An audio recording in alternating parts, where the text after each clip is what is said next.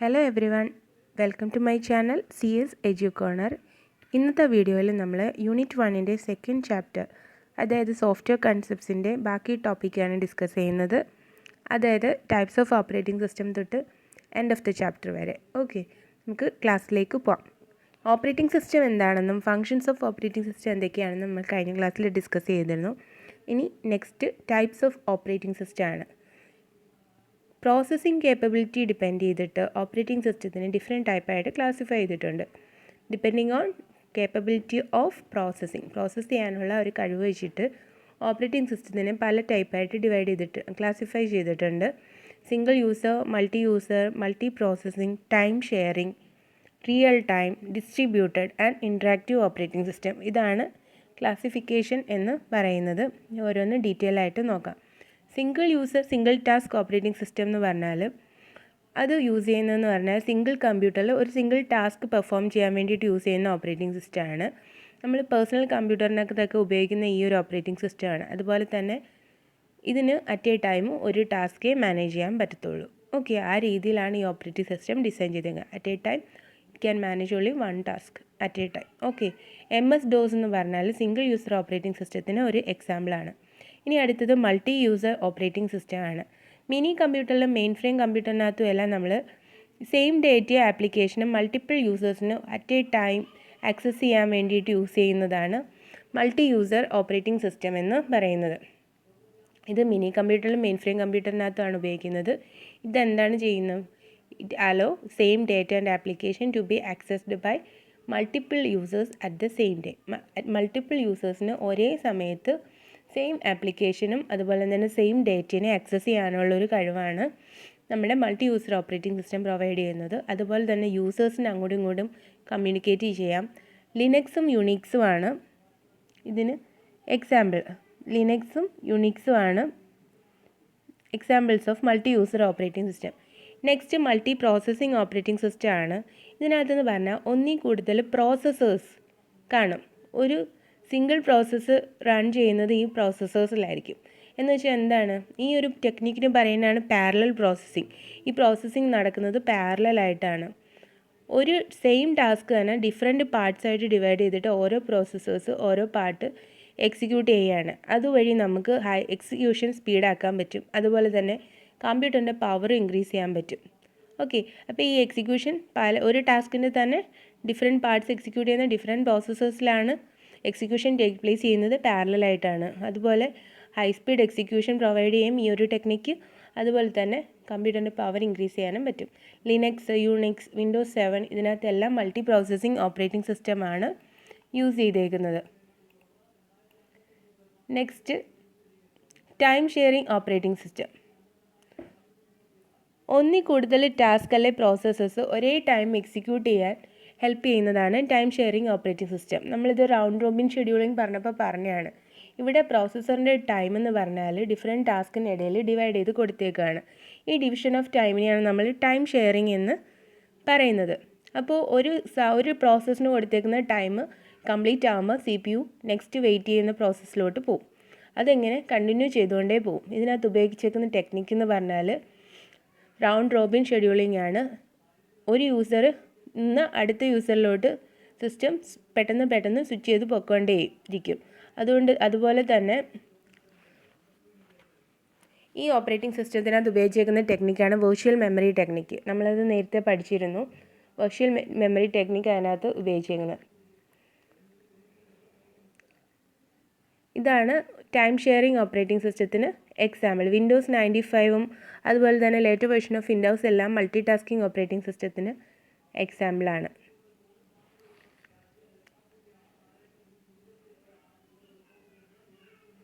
അടുത്തത് real time operating സിസ്റ്റമാണ്. Real time operating system എന്ന് പറഞ്ഞാൽ എന്താ? It's A multi tasking operating system. Real time ആപ്ലിക്കേഷന് വേണ്ടി ഡിസൈൻ ചെയ്തേക്കുന്ന ഒരു മൾട്ടി ടാസ്കിംഗ് ഓപ്പറേറ്റിംഗ് സിസ്റ്റമാണ് റിയൽ ടൈം ഓപ്പറേറ്റിംഗ് സിസ്റ്റം എന്ന് പറയുന്നത്. റിയൽ ടൈം ആപ്ലിക്കേഷൻ എക്സാമ്പിളാണ് റോബോട്ടിക്സ് ഒക്കെ അല്ലേ. ഈ ഓപ്പറേറ്റിംഗ് സിസ്റ്റത്തിന് ടാസ്കുകൾ ഫിക്സഡ് ഡെഡ് ലൈൻ ഉണ്ട്, അതിനുള്ളിൽ ചെയ്തു തീർക്കണം. സിസ്റ്റത്തിൻ്റെ പെർഫോമൻസ് ഗുഡാവുക ആ ടാസ്ക് ഡെഡ് ലൈന് മുന്നേ ഫിനിഷ് ചെയ്താലാണ്. ഇപ്പോൾ അല്ലാന്നുണ്ടെങ്കിൽ ഡെഡ് ലൈൻ ആയിട്ടും ഫിനിഷ് ചെയ്തിട്ടില്ലെങ്കിൽ ആ സിറ്റുവേഷനെ പറയുന്നതാണ് ഡെഡ് ലൈൻ ഓവർറൺ. അപ്പോൾ ഡെഡ് ലൈൻ ഓവർറൺ കുറവാണെങ്കിൽ സിസ്റ്റത്തിന് എഫിഷ്യൻസി കൂടുതലായിരിക്കും അല്ലേ. നെക്സ്റ്റ് ഇതാണ് റിയൽ ടൈം ഓപ്പറേറ്റിംഗ് സിസ്റ്റം എന്ന് പറയുന്നത്. ഡെഡ് ലൈൻ വെച്ചിട്ടുള്ളതാണ് റിയൽ ടൈം ഓപ്പറേറ്റിംഗ് സിസ്റ്റം. ഇനി അടുത്തത് ഡിസ്ട്രിബ്യൂട്ടഡ് ഓപ്പറേറ്റിംഗ് സിസ്റ്റമാണ്. On a network data stored and processed on multiple location. അതെല്ലാവർക്കും അറിയാമല്ലോ. നെറ്റ്വർക്കിൽ ഡേറ്റ സ്റ്റോർ ചെയ്തേക്കുന്നതും പ്രോസസ്സ് ചെയ്യുന്നതും മൾട്ടിപ്പിൾ ലൊക്കേഷനുകളിലായിരിക്കും. ഡിസ്ട്രിബ്യൂട്ടഡ് ഓപ്പറേറ്റിംഗ് സിസ്റ്റത്തിനകത്ത് എന്താണ് നെറ്റ്വർക്കുകൾ ഉപയോഗിക്കുന്നതാണ്. അതെന്താ ചെയ്യുന്നത്? Shared data and files to be accessed from any machine on the network. ഇത് നമുക്ക് ഷെയർഡ് ആയിട്ടുള്ള ഡേറ്റ അല്ലെങ്കിൽ ഫയലിനെ നെറ്റ്വർക്കിലുള്ള ഏതൊരു മെഷീനിൽ നിന്നും ആക്സസ് ചെയ്യാൻ പറ്റും അല്ലേ. ഡിസ്ട്രിബ്യൂട്ടഡ് ഓപ്പറേറ്റിംഗ് സിസ്റ്റം നെറ്റ്വർക്കുകളിൽ ഉപയോഗിക്കുന്നതാണ്. It allow shared data and files to be accessed from any machine on the network in a transparent manner. അതുപോലെ തന്നെ നമുക്ക് ഡേറ്റ ഇൻസേർട്ട് ചെയ്യാനും റിമൂവ് ചെയ്യാനും പറ്റും. അതുപോലെ തന്നെ എല്ലാ ഇൻപുട്ട് ഔട്ട്പുട്ട് ഡിവൈസസിനെ ആക്സസ് ചെയ്യാൻ പറ്റും. ഇതെല്ലാം ഡിസ്ട്രിബ്യൂട്ടഡ് ഓപ്പറേറ്റിംഗ് സിസ്റ്റത്തിൻ്റെ പ്രത്യേകതയാണ്. ഓക്കെ, ഇനി അടുത്തത് ഇൻറ്ററാക്റ്റീവ് ഓപ്പറേറ്റിംഗ് സിസ്റ്റമാണ്. ഈ operating system provides graphical user interface. യൂസറിന് ഈസിലി നാവിഗേറ്റ് ചെയ്യാനും ഇൻറ്ററാക്ട് ചെയ്യാനും പറ്റും. അങ്ങനത്തെ ഒരു ടൈപ്പ് ഓപ്പറേറ്റിംഗ് സിസ്റ്റമാണ് interactive operating system. Okay, graphic user interface provide ചെയ്യുന്ന ഓപ്പറേറ്റിംഗ് സിസ്റ്റമാണ് ഇൻറ്ററാക്റ്റീവ് ഓപ്പറേറ്റിംഗ് സിസ്റ്റം. ഇതുവഴി യൂസറിന് ഈസിലി നാവിഗേഷൻ ആൻഡ് ഇൻറ്ററാക്ഷൻ പറ്റും. കമ്പ്യൂട്ടർ നമ്മൾ ഇൻസ്ട്രക്ഷൻ എൻ്റർ ചെയ്ത് കഴിഞ്ഞാൽ എത്ര പെട്ടെന്ന് റെസ്പോണ്ട് ചെയ്യാൻ പറ്റുമോ അത്ര പെട്ടെന്ന് റെസ്പോണ്ട് ചെയ്യും. അതുപോലെ തന്നെ ആ റെസ്പോണ്ടിൻ്റെ റിസൾട്ട് വരുന്നതിന് മുമ്പ് വരുമ്പോഴത്തേക്ക് തന്നെ യൂസറിന് പുതിയ ഇൻസ്ട്രക്ഷൻ കൊടുക്കാനും പറ്റും. ഓക്കെ, ഇനി അടുത്തത് കോമൺലി യൂസ്ഡ് ഓപ്പറേറ്റിംഗ് സിസ്റ്റം എന്തൊക്കെയാണെന്നാണ്. Windows, Linux, BOSS, Unix, Solaris. ഇതെല്ലാം കോമൺലി യൂസ് ചെയ്തിരിക്കുന്ന ഓപ്പറേറ്റിംഗ് സിസ്റ്റമാണ്. വിൻഡോസിനെ പറ്റി എല്ലാവർക്കും അറിയാം.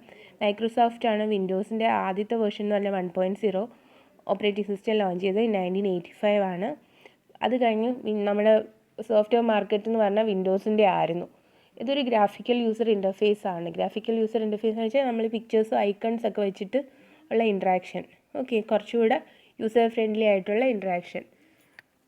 അതുപോലെ തന്നെ ഒരുപാട് വേർഷൻസ് ഓഫ് വിൻഡോസ് അവൈലബിൾ ആയിരുന്നു. Windows 95, Windows 98, Windows NT, Windows XP, Windows 7, ഇങ്ങനെ ഒരുപാട്. ഇപ്പം വിൻഡോസ് 8 ഒക്കെ ഉണ്ടല്ലേ.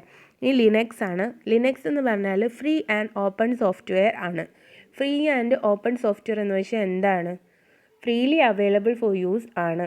അതുപോലെ തന്നെ നമുക്ക് സോഴ്സ് കോഡും അവൈലബിൾ ആണ്. അതുകൊണ്ട് നമുക്ക് അതിനെ എടുത്ത് യൂസ് ചെയ്യാനും മോഡിഫൈ ചെയ്യാനും റീഡിസ്ട്രിബ്യൂട്ട് ചെയ്യാനൊക്കെ പറ്റും ലിനക്സിനെ. ഓക്കെ, അത് നമുക്ക് ലിനക്സിൻ്റെ സൈറ്റിൽ നിന്ന് ഡൗൺലോഡ് ചെയ്യാൻ പറ്റും. Very popular operating system used and supported by many companies. Okay, അപ്പോൾ ലിനക്സ് എന്ന് പറഞ്ഞാൽ ഫ്രീ ആൻഡ് ഓപ്പൺ സോഫ്റ്റ്വെയർ ആണ്. എന്താ ഫ്രീലി അവൈലബിൾ ആണ്. അതുപോലെ തന്നെ സോഴ്സ് കോഡ് മോഡിഫൈ ചെയ്യാനും എഡിറ്റ് ചെയ്യാനും മോഡിഫൈ ചെയ്യാനും ഒക്കെ പറ്റും. ഇനി അടുത്തത് ബോസ് ആണ്. ലിനക്സുമായിട്ടൊരു ബന്ധമുണ്ട് ബോസിന്. എന്തെന്ന് വെച്ചാൽ ലിനക്സിൻ്റെ സോഫ്റ്റ്വെയർ എടുത്തിട്ട് അതിൻ്റെ ആ സോഴ്സ് കോഡിൽ മാറ്റം വരുത്തിയിട്ടാണ് ഈ ബോസ് എന്ന് പറഞ്ഞ ഓപ്പറേറ്റിംഗ് സിസ്റ്റം ഡെവലപ്പ് ചെയ്തേക്കുന്നത്. ഒരു ഇന്ത്യൻ ഡിസ്ട്രിബ്യൂഷൻ ആണിത്. ഇന്ത്യയിലെ ഒരു കമ്പനിയാണിത് ഡെവലപ്പ് ചെയ്തേക്കുന്നത്. ഭാരത് ഓപ്പറേറ്റിംഗ് സിസ്റ്റം സൊല്യൂഷൻസ് എന്നാണ് ബോസ് എന്ന് പറഞ്ഞു കഴിഞ്ഞാൽ. ഇതിനകത്ത് ലിനക്സിൻ്റെ ഓപ്പറേറ്റിംഗ് സിസ്റ്റം കേർണലുണ്ട്, ഓഫീസ് ആപ്ലിക്കേഷൻ സ്യൂട്ട് ഉണ്ട്, ഭാരതീയ OO ഉണ്ട്, അതുപോലെ തന്നെ ഇൻ്റർനെറ്റ് ബ്രൗസർ, ഫയർഫോക്സ്, പിന്നെ മൾട്ടിമീഡിയ ആപ്ലിക്കേഷൻസ്, ഫയൽ ഷെയറിങ്, ഇതെല്ലാം ബോസിനകത്ത് ഉണ്ട്. ഓക്കെ, ഇനി അടുത്തത് യുണിക്സ് ആണ്. യുണിക്സ് എന്ന് പറഞ്ഞാൽ multi tasking multi user operating system ആണ്. 1969 ബെൽ ലാബ്സിലാണ് ഡെവലപ്പ് ചെയ്തത്. ഹൈ ലെവൽ ലാംഗ്വേജിൽ ഡെവലപ്പ് ചെയ്ത ആദ്യത്തെ ഓപ്പറേറ്റിംഗ് സിസ്റ്റമാണ് യുണിക്സ്. അതിൻ്റെ പോർട്ടബിലിറ്റിയും ഫ്ലെക്സിബിലിറ്റിയും പവറും കാരണം യുണിക്സ് എന്ന് പറഞ്ഞാൽ നെറ്റ്വർക്ക്ഡ് എൻവയോൺമെൻറ്റിൽ വൈഡായിട്ട് യൂസ് ചെയ്യാൻ തുടങ്ങി. അതുപോലെ തന്നെ Unix and single Unix specification interface are owned and trademark by Open Group. Open ഗ്രൂപ്പാണ് ഓൺ ചെയ്യുകയും ട്രേഡ് മാർക്ക് ചെയ്യുകയും ചെയ്തേക്കുന്നത് ചെയ്തേക്കുന്നത് സിംഗിൾ യുണിക്സ് സ്പെസിഫിക്കേഷനും. അതുപോലെ തന്നെ ഡിഫറെൻറ്റ് വെറൈറ്റീസ് ഓഫ് യുണിക്സ് ഉണ്ട്.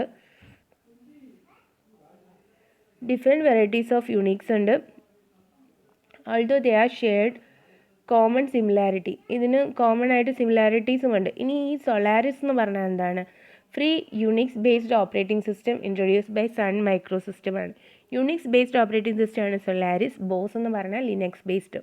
ഈ സോളാരിസിനെ നമ്മൾ ഒറാക്കിൾ സോളാരിസ് എന്നും പറയും.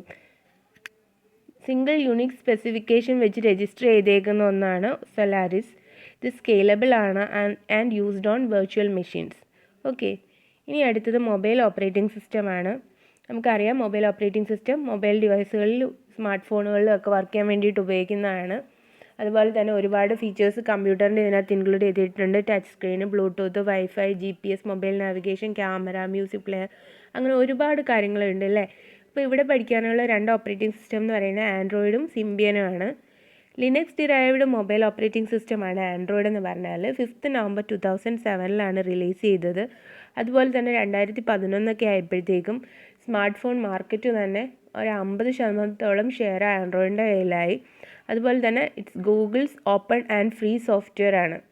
അതിനകത്തൊരു ഓപ്പറേറ്റിംഗ് സിസ്റ്റം ഉണ്ട്, മിഡിൽ വെയർ ഉണ്ട്, some key application for use on mobile devices. അതുപോലെ തന്നെ ആൻഡ്രോയിഡ് ആപ്ലിക്കേഷൻ എന്ന് പറഞ്ഞാൽ ക്വൈറ്റ് യൂസർ ഫ്രണ്ട്ലി ആണ്. നമുക്ക് ഈസിലി കസ്റ്റമൈസ് ചെയ്യാൻ പറ്റുമല്ലേ smart phone with Android operating system. അതുപോലെ തന്നെ various versions of Android release ചെയ്തിട്ടുണ്ട്. 1.0, 1.5, 1.6 അങ്ങനെ ഒരുപാട്. ലേറ്റസ്റ്റ് ആൻഡ്രോയിഡ് റിലീസ്ഡ് വേർഷൻ എന്ന് പറയുന്നതാണ് 4.2.2. Android releases dessert inspired code names, അതായത് Cupcake, Honeycomb, Ice Cream Sandwich, അങ്ങനെ ജെല്ലി ബീൻ, അങ്ങനെ ഒരുപാട് ഡെസേർട്ട് നെയിംഡ് റിലീസസ് ആൻഡ്രോയിഡിനുണ്ട്. ഓക്കെ, ഇനി അടുത്തത് സിംബിയൻ ആണ്. സിംബിയൻ എന്ന് പറഞ്ഞാൽ നോക്കിയയുടെ ഒരു റിലീസാണ്. ഇതെന്ന് പറഞ്ഞാൽ high level of functional integration between communication and personal information management ആണ് ഇതിൻ്റെ ഒരു പ്രത്യേകത. High level of functional integration between communication and personal information management. അതുപോലെ തന്നെ മെയിൽ ബോക്സിലോട്ട് ഇൻ്റഗ്രേറ്റ് ചെയ്യാൻ പറ്റും. ഗൂഗിൾ ആപ്ലിക്കേഷൻസിൻ്റെ ഈസിലി യൂസേജ് ഇതിനകത്ത് പറ്റും. Symbian application easy to shut down ആണ് compared to Android application. Various versions എന്തൊക്കെയാണെന്ന് ചോദിച്ചാൽ S60 series, S80 series, S90, Symbian, Anna etcetera have been released. Latest Symbian release എന്ന് പറഞ്ഞാൽ Symbian ബെല്ലയാണ്. അതിന് 48 ലാംഗ്വേജസ് സപ്പോർട്ട് ചെയ്യാൻ പറ്റും. ഓക്കെ, ഇനി അടുത്തത് ലാംഗ്വേജ് പ്രോസസ്സേഴ്സ് ആണ്. ലാംഗ്വേജ് പ്രോസസ്സേഴ്സ് എന്ന് പറഞ്ഞാൽ നമുക്കറിയാം കമ്പ്യൂട്ടറിന് മെഷീൻ ലാംഗ്വേജ് മാത്രമേ മനസ്സിലാവുള്ളൂ. അതെന്ന് വെച്ചാൽ സീറോസിൻ്റെയും വൺസിൻ്റെയും ഫോം. അപ്പോൾ നമുക്കൊരു പ്രോഗ്രാമറിന് ഈ 0യുടെയും 1ൻ്റെയും ഫോമിൽ കോഡ് എഴുതാമെന്ന് വെച്ചാൽ ഇറ്റ്സ് ഡിഫിക്കൾട്ട് അല്ലേ. അപ്പോൾ നമ്മൾ കൂടുതലായിട്ടും പ്രോഗ്രാം എഴുതുന്ന ഹൈ ലെവൽ ലാംഗ്വേജസ് യൂസ് ചെയ്തിട്ടാണ്. ബേസിക്, C++, പൈത്തൺ ഇതെല്ലാം ഉപയോഗിച്ചിട്ടാണ് എഴുതാറ്.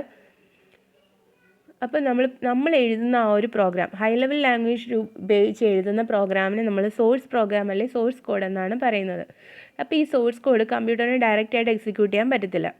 സോഴ്സ് കോഡിനെ മെഷീൻ ലാംഗ്വേജിലോട്ട് കൺവേർട്ട് ചെയ്യണം, എന്നാൽ മാത്രമേ എക്സിക്യൂഷൻ നടക്കത്തുള്ളൂ. അപ്പോൾ പ്രോഗ്രാമിനെ ട്രാൻസ്ലേറ്റ് ചെയ്യാൻ വേണ്ടിയിട്ട് സോഴ്സ് കോഡിൽ നിന്ന് ട്രാൻസ്ലേറ്റ് ചെയ്ത് മെഷീന് മനസ്സിലാവുന്ന ലാംഗ്വേജിനെയാണ് നമ്മൾ ഒബ്ജക്റ്റ് പ്രോഗ്രാം അല്ലെങ്കിൽ ഒബ്ജക്റ്റ് കോഡ് എന്ന് പറയുന്നത്. ഓക്കെ, അപ്പോൾ ആ ഒരു ട്രാൻസ്ലേഷൻ നമ്മൾ ഉപയോഗിക്കുന്നതാണ് ലാംഗ്വേജ് പ്രോസസ്സർ അല്ലെങ്കിൽ translator program. Okay, language processors 3 type ഉണ്ട്: അസംബ്ലർ, കമ്പൈലർ ആൻഡ് ഇൻ്റർപ്രറ്റർ. അപ്പോൾ അസംബ്ലർ എന്ന് പറഞ്ഞാൽ എന്താണ്? അസംബ്ലർ എന്ന് പറഞ്ഞാൽ അസംബ്ലി ലാംഗ്വേജിലുള്ള പ്രോഗ്രാമിനെ മെഷീൻ കോഡിലോട്ട് ട്രാൻസ്ഫർ ചെയ്യാൻ വേണ്ടിയിട്ടാണ് അസംബ്ലർ ഉപയോഗിക്കുന്നത്. അസംബ്ലി ലാംഗ്വേജ് ഇൻസ്ട്രക്ഷൻ ആയിരിക്കും അസംബ്ലറിനകത്തോട്ട് ഇൻസേർട്ട് ചെയ്യുന്ന ഇൻപുട്ട് എന്ന് പറയുന്നത്. ഔട്ട്പുട്ട് എന്ന് പറഞ്ഞാൽ മെഷീൻ കോഡിലായിരിക്കും, അത് കമ്പ്യൂട്ടറിന് മനസ്സിലാവുന്നതായിരിക്കും. ഇനി അടുത്തത് കമ്പൈലറാണ്. കമ്പൈലർ എന്താ ചെയ്യുന്നത്?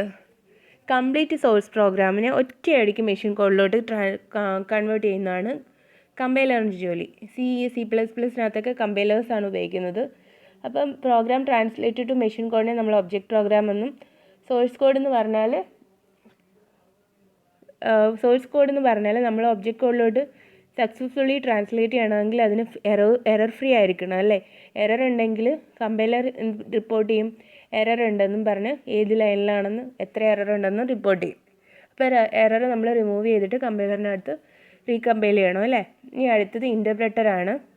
ഇൻ്റർപ്രറ്റർ എന്ന് പറഞ്ഞാൽ കമ്പൈലർ എന്ന് പറഞ്ഞു കഴിഞ്ഞാൽ ആസ് എ ഹോൾ പ്രോഗ്രാമിനെ ട്രാൻസ്ലേറ്റ് ചെയ്യുകയാണ് ചെയ്യുന്നത്. ഇവിടെ ലൈൻ ബൈ ലൈൻ ആണ് ഇൻ്റർപ്രറ്റർ സോഴ്സ് കോഡിനെ മെഷീൻ കോഡിലോട്ട് ട്രാൻസ്ലേറ്റ് ചെയ്യുന്നത്. ഓക്കെ, അപ്പോൾ ഇൻ്റർപ്രറ്റർ എന്താണ്, മൊത്തം ഒറ്റയടിക്ക് ചെയ്യുന്നില്ല, കുറേശ്ശെ ട്രാൻസ്ലേറ്റ് ചെയ്ത് പോവുകയാണ് അല്ലേ.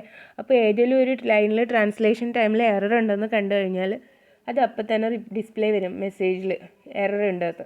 പിന്നെ ക്ലിയർ ചെയ്ത് കഴിഞ്ഞാൽ ഇൻ്റർപ്രറ്റർ അടുത്ത ലൈനിലോട്ട് മൂവ് ചെയ്യത്തുള്ളൂ. ഓക്കെ, ഇനി അടുത്തത് യൂട്ടിലിറ്റി ആണ്. നമ്മൾ കമ്പ്യൂട്ടറിൻ്റെ പ്രോപ്പർ മെയിൻ്റനൻസിന് ഹെൽപ്പ് ചെയ്യുന്ന സർട്ടൻ ടാസ്കുകൾ പ്രൊവൈഡ് ചെയ്യുന്ന സോഫ്റ്റ്വെയറുകളെയാണ് നമ്മൾ യൂട്ടിലിറ്റീസ് എന്ന് പറയുന്നത്. കമ്പ്യൂട്ടർ സിസ്റ്റം സ്മൂത്തായിട്ട് റൺ ചെയ്യാൻ നമ്മൾ യൂട്ടിലിറ്റി പ്രോഗ്രാംസ് ആണ് ഹെൽപ്പ് ചെയ്യുന്നത്. ഓപ്പറേറ്റിംഗ് സിസ്റ്റത്തിൻ്റെ ഒരു പാർട്ടായിട്ട് മാറിയേക്കാണ് യൂട്ടിലിറ്റി പ്രോഗ്രാംസ് എന്ന് പറഞ്ഞാൽ. അപ്പോൾ കോമൺലി യൂസ്ഡ് യൂട്ടിലിറ്റി സോഫ്റ്റ്വെയർ എന്ന് പറയുന്നത് antivirus, disk defragment, backup, compression etcetera ഇതൊക്കെയാണ്. ഇപ്പോൾ ആൻറ്റിവൈറസ് നോക്കാം എന്താണ്.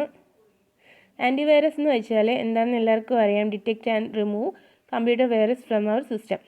If the software is not able to remove the virus, it is neutralized. Antivirus keeps a watch on functioning of the computer system. അല്ലെ, computer സിസ്റ്റത്തിനെ watch ചെയ്തുകൊണ്ടിരിക്കും. ഒരു virus found ചെയ്ത് കഴിഞ്ഞാൽ അതിന് അലേർട്ട്, യൂസറിന് അലേർട്ട് കൊടുക്കും. എന്നിട്ട് ആ ഇൻഫെക്റ്റഡ് പാർട്ടിനെ, പ്രോഗ്രാമിനെ ഫ്ലാഗ് ചെയ്ത് വെക്കും, എന്നിട്ട് കില്ല് ചെയ്ത് കളയും. അല്ലേ, ഇനി നമുക്ക് classification of viruses, common type of viruses ഏതൊക്കെയാണെന്ന് നോക്കാം. First one boot sector virus ആണ്. ബൂട്ട് സെക്ടർ വൈറസ് എന്താ ചെയ്യുന്നത്? ബൂട്ട് റെക്കോർഡിനെ ഡിസ്പ്ലേസ് ചെയ്യും. അല്ലേ, എന്നിട്ട് ആ വൈറസിനെ ബൂട്ട് സെക്ടറിലോട്ട് കോപ്പി ചെയ്ത് വെക്കും. പ്രോഗ്രാം ബൂട്ട് ചെയ്യുമ്പോൾ എന്ത് ചെയ്യും? വൈറസ് മെയിൻ മെമ്മറിയിലോട്ട് പോവും, ദെൻ ടു ഓപ്പറേറ്റിംഗ് സിസ്റ്റം. പിന്നെ ഒരു ന്യൂ ഡിസ്ക് ഇൻസേർട്ട് ചെയ്യുമ്പോൾ വൈറസ് അതിനകത്തോട്ട് കോപ്പി ആവും. എന്നിട്ട് ആൻറ്റിവൈറസ് എന്ത് ചെയ്യും? ഓവർറൈറ്റ്സ് ദ ആൻറ്റിവൈറസ് നമ്മൾ ഇടുമ്പോൾ എന്താ പറ്റുക? ഓവർറൈറ്റ്സ് ദ കറക്റ്റ് ബൂട്ട് റെക്കോർഡ്. വൈറസിനെ മാറ്റിയിട്ട് ബൂട്ട് റെക്കോർഡ് കറക്റ്റായിട്ടുള്ളത് ഓവർറൈറ്റ് ചെയ്തിട്ട് ഇൻഫെക്റ്റഡ് ബൂട്ട് സെക്ടറിനെ ക്ലീൻ ചെയ്യും. അതാണ് ആൻറ്റിവൈറസ് ചെയ്യുന്നത്. ഇനി അടുത്തത് ഫയൽ വൈറസ് ആണ്. ഫയൽ വൈറസ് എന്ന് പറഞ്ഞാൽ എക്സിക്യൂട്ടബിൾ ഫയൽസിനെയാണ് അറ്റാക്ക് ചെയ്യുന്നത്. ഒറിജിനൽ ഫയലിൻ്റെ പല ലൊക്കേഷനിലായിരിക്കും അതിനെ അറ്റാച്ച് ചെയ്ത് വെച്ചേക്കുന്നത്. മെയിനായിട്ട് ഫയൽ വൈറസ് എന്ന് പറഞ്ഞാൽ മെമ്മറി റെസിഡൻ്റ് ആണ്. അത് മെമ്മറിക്കകത്ത് വെയിറ്റ് ചെയ്യും until user runs another program. അപ്പോൾ അനദർ പ്രോഗ്രാം റൺ ചെയ്യുമ്പോൾ എന്താ ചെയ്യുന്നത്? ആ പ്രോഗ്രാമിനകത്ത് വൈറസ് റെപ്ലിക്കേറ്റ് ചെയ്യാണ് ചെയ്യുന്നത്. ഓക്കെ, അടുത്തത് മാക്രോ വൈറസ് ആണ്. ഇത് ഇൻഫെക്റ്റ് ചെയ്യുന്നത് ഫയലിനെ, നമ്മൾ പറയുന്ന നോർമൽ ഡോട്ട് എന്ന് പറയുന്ന ഫയലിനെയാണ് ഇൻഫെക്റ്റ് ചെയ്യുന്നത്. MS വേർഡിനകത്തെ ആപ്ലിക്കേഷൻ ഓപ്പൺ ചെയ്യുമ്പോൾ വൈറസ് ആക്ടിവേറ്റ് ആവും. എന്നിട്ട് damages the formatting of documents and even may not allow editing or saving ഡോക്യുമെൻറ്റ്സിനെ അറ്റാക്ക് ചെയ്യുന്ന ടൈപ്പ് ഓഫ് വൈറസ് ആണ് മാക്രോ വൈറസ്. അടുത്തത് ട്രോജൻ ഹോഴ്സ് ആണ്. ഗെയിംസിലും സ്പ്രെഡ്ഷീറ്റിലും ഒക്കെ ഹൈഡ് ചെയ്തിരിക്കുന്ന ഒരു ടൈപ്പ് കോഡാണ് ട്രോജൻ ഹോഴ്സ് എന്ന് പറഞ്ഞാൽ. ഹിഡൻ ആണ്, അതുകൊണ്ട് നമുക്ക് യൂസറിന് പെട്ടെന്ന് അറിയാൻ പറ്റില്ല. അത് പ്രോഗ്രാമിനെ നശിപ്പിച്ചുകൊണ്ടേയിരിക്കും. യൂസർ നോക്കുമ്പോൾ പ്രോഗ്രാം ഫങ്ഷൻ ചെയ്തുകൊണ്ടിരിക്കുകയാണ്, പക്ഷേ ആക്ച്വലി ഈ ട്രോജൻ ഹോഴ്സ് എന്ന് പറയുന്നത് it's destroying the program. Trojan horse ഇതിന് ഹോസ്റ്റ് പ്രോഗ്രാമിൻ്റെ ആവശ്യമില്ല. ട്രോജൻ ഹോഴ്സിനും വേമിനും ഹോസ്റ്റിൻ്റെ ആവശ്യമില്ല, അത് ഓർത്തിരിക്കണം. It's a complete program. Main objective എന്ന് പറഞ്ഞാൽ ഡാറ്റ ഹാം ചെയ്യുക, അതുപോലെ തന്നെ ബാഡ് സെക്ടേഴ്സ് ഡിസ്കിനകത്ത് ക്രിയേറ്റ് ചെയ്യുക, അതുപോലെ ഫയൽ ലൊക്കേഷൻ ടേബിൾ ഡിസ്ട്രോയ് ചെയ്യുക, സിസ്റ്റം ഹാങ് ആക്കുക, ഇങ്ങനെയൊക്കെയുള്ള കാര്യങ്ങളാണ് ട്രോജൻ ഹോഴ്സ് ചെയ്യുന്നത്. ഓക്കെ, അപ്പം സ്പ്രെഡ്ഷീറ്റിൽ അല്ലെങ്കിൽ ഗെയിംസിലാണ് ഇരിക്കുന്നത്. ഹിഡൻ പ്രോഗ്രാമാണ്, യൂസറിന് മനസ്സിലാവില്ല ഫംഗ്ഷൻ, അത് പ്രോഗ്രാം കറക്റ്റായിട്ട് ഫംഗ്ഷൻ ചെയ്യും, പക്ഷേ ആക്ച്വലി അവിടെ പ്രോഗ്രാം നശിച്ചുകൊണ്ടിരിക്കുകയാണ്. ട്രോജൻ ഹോഴ്സിന് ഒരു ഹോസ്റ്റിൻ്റെ ആവശ്യമില്ല. It's a complete program. It can cause harm to data. They can create bad sectors on the disk, destroy file allocation table and cause system to hang. Okay, ഇനി അടുത്തത് worm ആണ്. worm എന്ന് പറഞ്ഞാൽ replicating itself on a computer network. സ്വന്തമായിട്ട് replicate ചെയ്തുകൊണ്ടിരിക്കുന്ന ഒന്നാണ്. wormന് ഒരു ഹോസ്റ്റിൻ്റെ ആവശ്യമില്ല. It's a self contained program. It's a complete programme.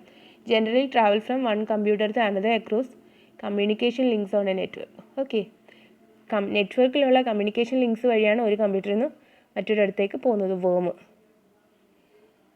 Routine സർവീസുകളെ disrupt ചെയ്യുക എന്നുള്ളതാണ് ഇതിൻ്റെ മെയിനായിട്ടുള്ള ജോലി. ഇനി അടുത്തത് ഡിസ്ക് ഡീഫ്രാഗ്മെൻറ്റർ ആണ്. സാധാരണ മെമ്മറി യൂസ് ചെയ്യുന്നത് സ്മോൾ ചങ്ക്സ് ആയിട്ടാണ്, അല്ലെ, റാൻഡമായിട്ട് ഈ സ്മോൾ ചങ്ക്സിനെ എക്സസ് ചെയ്യാണ് ചെയ്യുന്നത്. Sometimes when a memory chunk of appropriate set is not available അല്ല, അപ്രോപ്രിയേറ്റ് സൈസിലുള്ള ഒരു മെമ്മറി ചങ്ക് അവൈലബിൾ അല്ലെങ്കിൽ ഓപ്പറേറ്റിംഗ് സിസ്റ്റം എന്ത് ചെയ്യും? അതിനെ ബ്രേക്ക് ചെയ്യും. ഇതെന്ത് ചെയ്യും? ഫയൽ ആക്സസ് സ്ലോവർ ആക്കും.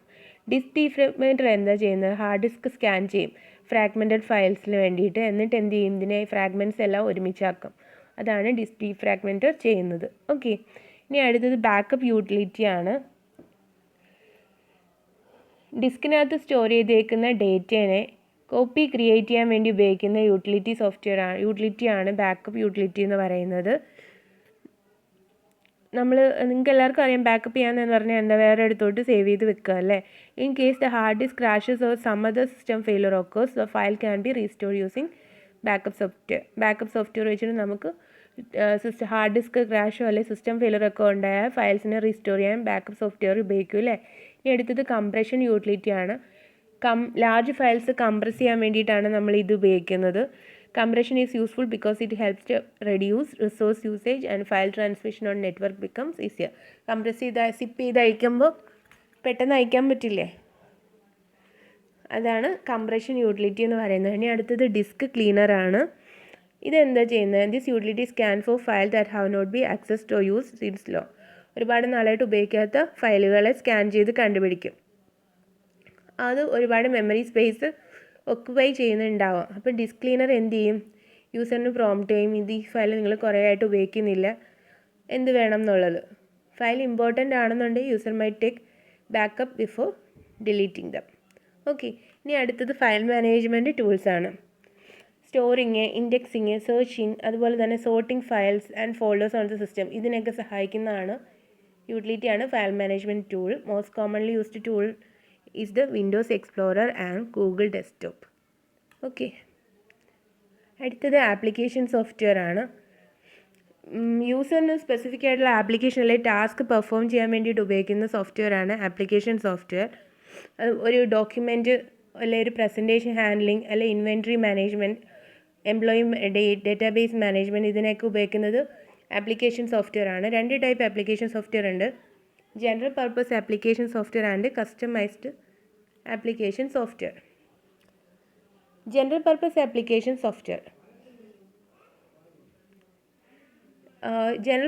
ആപ്ലിക്കേഷൻ സോഫ്റ്റ്വെയർ എന്ന് പറഞ്ഞാൽ നമ്മുടെ MS ഓഫീസിനകത്തുള്ള വേർഡ് പ്രോസസ്സർ, പ്രസൻറ്റേഷൻ, അതുപോലെ തന്നെ സ്പ്രെഡ്ഷീറ്റ്, ഡേറ്റാബേസ് മാനേജ്മെൻറ്റ്, ഇതെല്ലാം ജനറൽ പർപ്പസ് ആപ്ലിക്കേഷൻ സോഫ്റ്റ്വെയറിനകത്ത് വരുന്നതാണ്. First one word processor. നമ്മൾ ഈ ജനറൽ പർപ്പസ് ആപ്ലിക്കേഷൻ സോഫ്റ്റ്വെയർ എന്തിനാണ് യൂസ് ചെയ്യുന്നത്? ഡോക്യുമെൻറ്റ്സ് ക്രിയേറ്റ് ചെയ്യാൻ, അതുപോലെ തന്നെ എഡിറ്റ് ചെയ്യാനും ഫോമാറ്റ് ചെയ്യാനും ഒക്കെയാണ് വേർഡ് പ്രോസസ്സർ ഉപയോഗിക്കുന്നത്. ഡിഫറെൻറ്റ് ടൈപ്സ് ഓഫ് ഫോൺസ് കൊടുക്കാൻ പറ്റും, വേരിയസ് സൈസ് കൊടുക്കാൻ പറ്റും, അണ്ടർലൈൻ, ബോൾഡ്, ഇത് ടെക്സ്റ്റിന് ബോൾഡ് ആക്കാൻ, ഇതെല്ലാം പറ്റൂല്ലേ വേർഡ് പ്രോസസ്സിനകത്ത്. ക്ലിപ്പാർട്ട് ആഡ് ചെയ്യാൻ, ഡോക്യുമെൻറ്റിനകത്ത് ഗ്രാഫിക്സ് ആഡ് ചെയ്യാൻ, ഇതെല്ലാം പറ്റും വേർഡ് പ്രോസസ്സിങ്ങിനകത്ത്. നിങ്ങൾക്ക് അറിയാവുന്നതാണ് വേർഡ് എന്താണെന്ന്, അതിനെപ്പറ്റി ഡീറ്റെയിൽ ആയിട്ട് എഴുതിയാൽ മതി. ഇമേജസ് അറ്റാച്ച് ചെയ്യാനും, ഡിഫറെൻറ്റ് ഷേപ്സ് യൂസ് ചെയ്യാനും, ഡിഫറെൻറ്റ് കളേഴ്സ് യൂസ് ചെയ്യാനും, മെയിൽ മെർജ്, മാക്രോ, ഇങ്ങനത്തെ ഫീച്ചേഴ്സും എല്ലാം വേർഡ് പ്രോസസ്സിനകത്ത് പറ്റും അല്ലേ. ഇനി അടുത്തത് പ്രസൻറ്റേഷൻ ടൂളാണ്.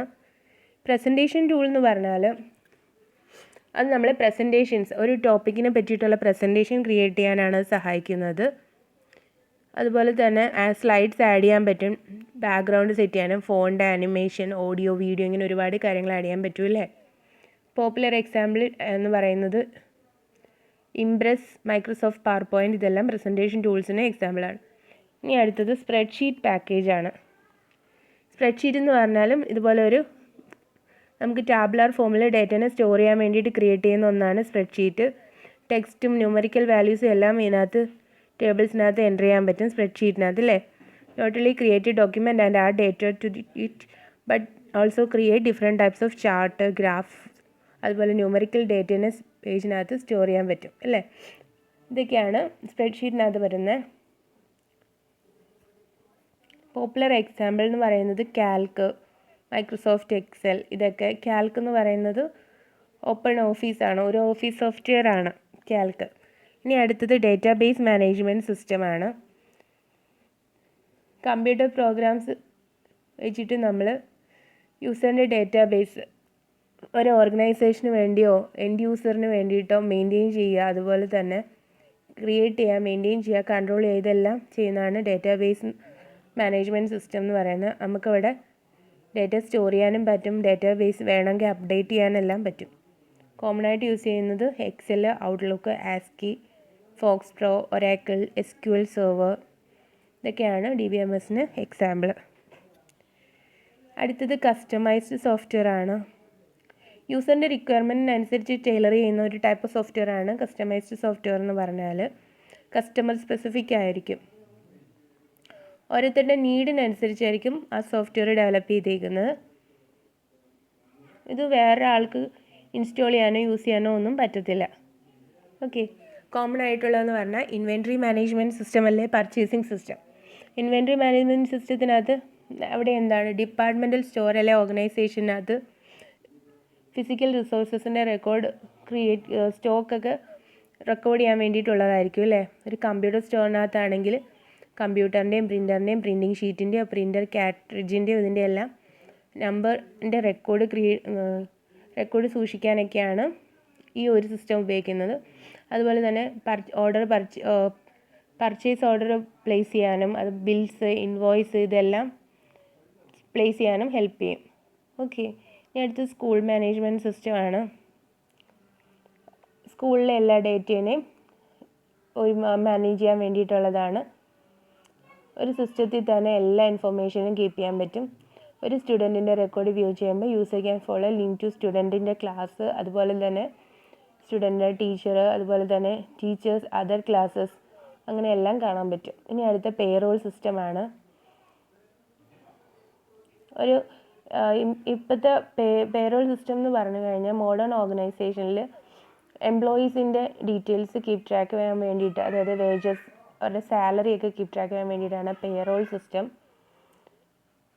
പേഴ്സണൽ റെക്കോർഡ്സും എല്ലാം ഇത് കീപ്പ് ചെയ്യാൻ പറ്റും. Name, address, date of birth, qualification, ഇങ്ങനെയുള്ള എല്ലാ കാര്യങ്ങളും കീപ്പ് ചെയ്യുന്നതാണ് പേറോൾ സിസ്റ്റം എന്ന് പറയുന്നത്. ഇനി അടുത്ത് ഫിനാൻഷ്യൽ അക്കൗണ്ടിങ് ആണ്.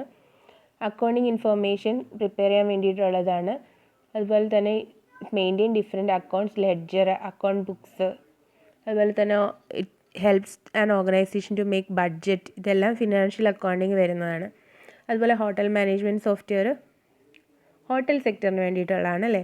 Hotel administration, accounts, billing, marketing, house keeping, front office, front desk, food, beverage, ഇങ്ങനെ എല്ലാ കാര്യങ്ങളും അതിനകത്ത് വരുന്നത്. നമുക്ക് ബുക്കിംഗ് ചെയ്യാൻ പറ്റും, കസ്റ്റമറിന് വ്യൂ ചെയ്യാൻ പറ്റും, ഹോട്ടൽ റൂം അവൈലബിൾ ആണോ, അങ്ങനെയുള്ള കാര്യങ്ങളെല്ലാം ആണ് ഇതിനകത്ത് വരുന്നത്. റിസർവേഷൻ സിസ്റ്റം എന്ന് പറഞ്ഞാൽ use to book air flight, railway seat, movie ticket, tables in restaurant, ഇതിനൊക്കെ വേണ്ടിയിട്ടുള്ളതാണ് റിസർവേഷൻ സിസ്റ്റം. ഇൻപുട്ട് എന്ന് പറയുന്നത് ബുക്കിംഗ് റിക്വസ്റ്റ് ആണ്. പ്രോസസ്സിംഗ് എന്ന് പറയുന്നത് ചെക്കിംഗ് ഇഫ് ബുക്കിംഗ്സ് അവൈലബിൾ ആണ്, പോസിബിൾ ആണോ എന്ന് ചെക്ക് ചെയ്യുന്നത്. Ifs of making bookings. Output എന്ന് പറഞ്ഞാൽ ബുക്കിംഗ് കൺഫർമേഷനാണ്. ഇതാണ് ഒരു ബുക്കിംഗ് സിസ്റ്റത്തിനകത്ത് ഇൻപുട്ടും പ്രോസസ്സിങ്ങും ഔട്ട്പുട്ടും. നെക്സ്റ്റ് വെതർ ഫോർകാസ്റ്റിംഗ് ആണ്. വെതർ ഫോർകാസ്റ്റിംഗ് എന്ന് പറഞ്ഞാൽ നമുക്ക് അഡ്വാൻസ് ആയിട്ട് ഒരു മാസത്തെയോ അല്ലെങ്കിൽ വരുന്ന ദിവസങ്ങളിലെ വെതറിനെ അറിയാൻ വേണ്ടിയിട്ടുള്ള സോഫ്റ്റ്വെയർ ആണ്. അതിൽ ഡീറ്റെയിൽഡ് വെതർ റിപ്പോർട്ടും ജനറേറ്റ് ചെയ്യാൻ പറ്റും. അടുത്തത് ഓപ്പൺ സോഴ്സ് കൺസെപ്റ്റുകളാണ്. സോഫ്റ്റ്വെയർ എന്ന് പറഞ്ഞാൽ പല കാറ്റഗറി, അവരുടെ ലൈസൻസിനെ ബേസ് ചെയ്തിട്ട് പല കാറ്റഗറി ആയിട്ട് ഡിവൈഡ് ചെയ്തിട്ടുണ്ട്. ആദ്യം proprietary, shareware, freeware, open source and free software. Proprietary എന്ന് പറഞ്ഞു കഴിഞ്ഞാൽ നമുക്ക് ഒരു സപ്ലയർ ഒരു കോപ്പി പ്രൊവൈഡ് ചെയ്യുന്നു, ഒരു സോഫ്റ്റ്വെയറിൻ്റെ കോപ്പി പ്രൊവൈഡ് ചെയ്യുന്നു. നമ്മൾ ഇൻ്റർനെറ്റിൽ നിന്ന് ഡൗൺലോഡ് ചെയ്യുന്നു. We get the permission to use the software on one or sometimes more than one machine. ഒരു മെഷീനിൽ യൂസ് ചെയ്യാനുള്ള ആ ഒരു സോഫ്റ്റ്വെയറിന് ആ ഒരു എക്സാമ്പിൾ എന്ന് പറഞ്ഞാൽ MS office, Windows. We pay supplier for a copy of software which these days നമ്മൾ പേ ചെയ്ത് വാങ്ങുന്ന സോഫ്റ്റ്വെയറിനെയാണ് പ്രൊപ്രൈറ്ററി സോഫ്റ്റ്വെയർ എന്ന് പറയുന്നത്. ഒരു സിസ്റ്റത്തിൽ അത് ഉപയോഗിക്കാൻ പറ്റും. ഓക്കെ, ഇനി അടുത്തത് ഷെയർവെയർ ആണ്. ഷെയർവെയർ എന്ന് പറഞ്ഞാൽ ട്രയൽ പർപ്പസിന് യൂസറിന് ഫ്രീ ആയിട്ട് കൊടുക്കും കുറച്ച് ദിവസത്തേക്ക്. എന്നിട്ട് പിന്നെ നമുക്കത് ഉപയോഗിക്കണം എന്നുണ്ടെങ്കിൽ പർച്ചേസ് ചെയ്യണം. ഇൻ്റർനെറ്റിൽ നിന്ന് ഡൗൺലോഡ് ചെയ്തെടുക്കുകയാണ്. അതാണ് ഷെയർവെയർ എന്ന് പറയുന്നത്. ഇനി അടുത്തത് ഫ്രീവെയർ ആണ്. അത് ഫ്രീ ഓഫ് കോസ്റ്റ് ആണ്. Usually bundled up with some operating system or any other softwares. ഫ്രീവെയറിന് എക്സാമ്പിളാണ് Microsoft Internet Explorer which comes bundled up with Microsoft operating system. Operating system ഉണ്ടെങ്കിൽ മൈക്രോസോഫ്റ്റ് ഓപ്പറേറ്റിംഗ് സിസ്റ്റം ഉണ്ടെങ്കിലാണ് Internet Explorer കൂടെ വരിക. Next, author of freeware software is owner of the software. Though people may use it for free, source code is not available and so modification cannot be done. നമുക്ക് software കിട്ടും, പക്ഷേ source code കിട്ടില്ല. അതുകൊണ്ട് അതിനകത്ത് modification വരില്ല. Okay, open സോഴ്സും free വെയറും തമ്മിൽ വ്യത്യാസമുണ്ട് കേട്ടോ.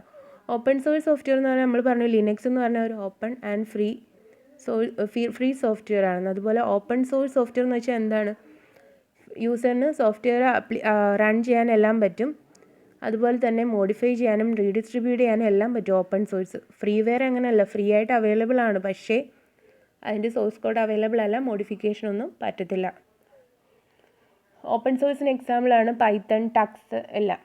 ഓക്കെ, ഇനി അടുത്തത് ഫ്രീ സോഫ്റ്റ്വെയർ ആണ്. ഫ്രീ സോഫ്റ്റ്വെയർ എന്ന് പറഞ്ഞാൽ എന്താണ്, it is freely accessible and can freely used, modified, copied or redistributed by anyone. And no license fee or any other form of payment need to be made for a free software. Source code is accessible in case of free software. Okay, ഇത്രയാണ് free software എന്നാൽ. Free software എന്ന് വെച്ചാൽ freely accessible ആണ്, freely use ചെയ്യാൻ പറ്റും, modify ചെയ്യാൻ പറ്റും, copy ചെയ്യാൻ പറ്റും, ഡിസ്ട്രിബ്യൂട്ട് ചെയ്യാനും പറ്റും. ലൈസൻസ് ഫീയോ ഒന്നുമില്ല ഇതിന്.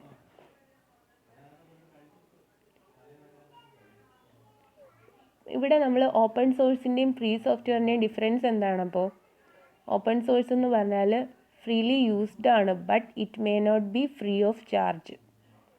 ഓക്കെ, ഫ്രീ ഓഫ് ചാർജ് അല്ല ഓപ്പൺ സോഴ്സ് എന്ന് പറയുന്നത്. നെക്സ്റ്റ്, ഇത്രയും കാര്യങ്ങളാണ് നിങ്ങളുടെ ഈ സെക്കൻഡ് ചാപ്റ്ററിനകത്തുള്ളത്. എല്ലാം ക്ലിയറായെന്ന് വെക്കുന്ന സിമ്പിൾ ടോപ്പിക്കാണ്. ആദ്യം കുറച്ച് ഇൻ്റർപ്രറ്ററിൻ്റെയും ഇതിൻ്റെയൊക്കെ ഉള്ളൂ, ബാക്കിയെല്ലാം നിങ്ങൾക്ക് അറിയാവുന്ന കാര്യങ്ങളാണ്. ടൈപ്സ് ഓഫ് ഓപ്പറേറ്റിംഗ് സിസ്റ്റം ഒക്കെ ഉള്ളൂ കുറച്ച് ഡിഫറെൻ്റ് ആയിട്ടുള്ള ടോപ്പിക്ക്. ബാക്കിയെല്ലാം ഇപ്പോഴത്തെ കുട്ടികൾക്കെല്ലാം എല്ലാം അറിയാവുന്ന ടോപ്പിക്കുകളാണ് ഇതിനകത്തുള്ളത്. എന്തെങ്കിലും ഡൗട്ട് ഉണ്ടെങ്കിൽ കമൻറ്റ് ചെയ്യുക. എൻ്റെ ക്ലാസ് ഇഷ്ടപ്പെട്ടെങ്കിൽ ലൈക്ക് ചെയ്യുക, ഷെയർ ചെയ്യുക, സബ്സ്ക്രൈബ് ചെയ്യാത്തവരുണ്ടെങ്കിൽ ചെയ്യുക. ഞാൻ നേരത്തെ ഇട്ടിട്ടുള്ള ക്ലാസ്സുകളുടെ ലിങ്ക് ഇതിൻ്റെ ഡിസ്ക്രിപ്ഷനിൽ പ്രൊവൈഡ് ചെയ്യുന്നതായിരിക്കും. അപ്പോൾ നെക്സ്റ്റ് ക്ലാസ്സിൽ കാണാം. Thank you so much.